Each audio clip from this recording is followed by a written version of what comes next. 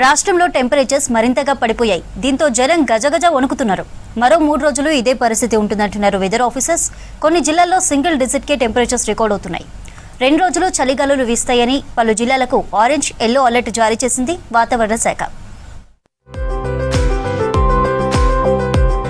ఉమ్మడి ఆదిలాబాద్ జిల్లాను చలి వణికిస్తోంది. రికార్డు స్థాయిలో టెంపరేచర్లు పడిపోతున్నాయి. చలి మంటలు వేసుకుని ఉపశమనం పొందుతున్నారు. కొమరంభీం, ఆసిఫాబాద్ జిల్లా సిర్పూర్ యూలో 7.1 డిగ్రీల ఉష్ణోగ్రత నమోదయ్యింది.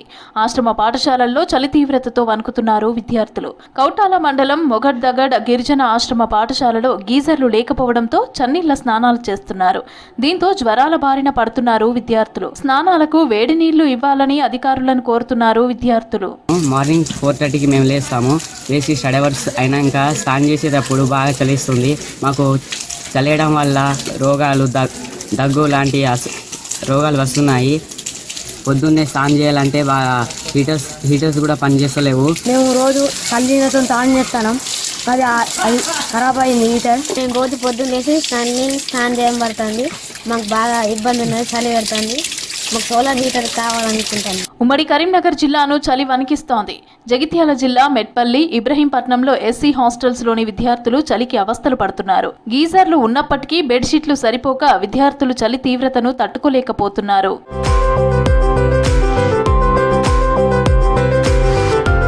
యాదాద్రి భువనగిరి జిల్లా ఎస్సీ, ఎస్టీ, బీసీ హాస్టళ్లలో విద్యార్థులు చలికి ఇబ్బందులు పడుతున్నారు. చల్లని నీళ్లతో స్నానాలు చేయటం కష్టంగా ఉందని వాపోతున్నారు. చన్నీళ్ల స్నానాలతో జ్వరం, జలుబులు ఎక్కువగా సోకుతున్నాయన్నారు. వాటర్ ప్రాబ్లం ఒకటే ఉంది. కొంచెం వాటర్ స్కేర్సిటీ అనేది కనిపిస్తుంది మార్నింగ్ టైంలో కానీ ఈవినింగ్ టైంలో కానీ. ప్లస్ ఎర్లీ మార్నింగ్ కాలేజ్కి వెళ్తాం కాబట్టి స్నానం చేసుకోవడానికి కొంచెం ఇబ్బందిగా ఉంది. కూల్ వాటర్ వస్తున్నాయి కాబట్టి. మాకు చలికాలం వచ్చిందంటే చాలా ఇబ్బందిగా ఉంది. వాటర్ ఫెసిలిటీ చాలా ఇబ్బంది ఉంది. అంటే వాటర్ కూడా కొద్దిగా బోర్ అప్పుడప్పుడు ఖరాబ్ అవుతుంటుంది. మా వాటర్ కూడా చాలా ఇబ్బంది ఉంది. బాత్రూమ్ వెళ్ళడానికి కూడా వాష్రూమ్స్ అనేటివి చాలా ఇబ్బందిగా ఉన్నాయి.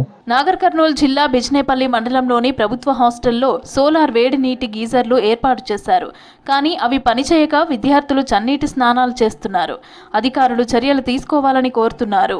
పొద్దున లేచినప్పటి నుండి పొద్దున స్నానం చేద్దామంటే చల్లని నీళ్ళు ఉంటాయి. స్నానం చేయడానికి అవే నీళ్ళు చాలా చల్ల నీళ్ళు ఉంటాయి. చూడడానికి మెషిన్ ఉంది కానీ అసలుకి నీళ్ళు వస్తున్నాయి. అసలు పనిచేయలేదు. ఎప్పటి నుంటో ఉంది అది.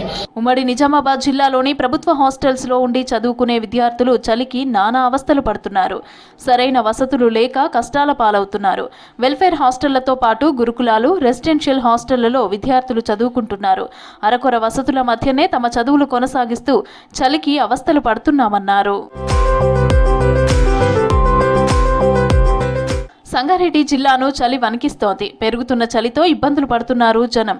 కోహీర్లో అత్యల్ప ఉష్ణోగ్రతలు నమోదయ్యాయి. ఉదయం 9 గంటల వరకు ఇళ్లలో నుంచి బయటకు రాలేని పరిస్థితులు ఉన్నాయి. చిన్నారులు, వృద్ధులు చలితో అవస్థలు పడుతున్నారు.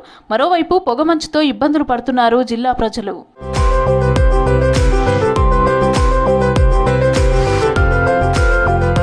రాష్ట్ర వ్యాప్తంగా జిల్లాలతో పాటు గ్రేటర్ హైదరాబాద్లోనూ చలి తీవ్రత ఎక్కువగా ఉంది. ఉదయం 9 గంటలైనా చలి తగ్గటం లేదు. దట్టమైన పొగమంచు, చలితో స్కూల్, కాలేజీకి వెళ్లే విద్యార్థులు వణికిపోతున్నారు.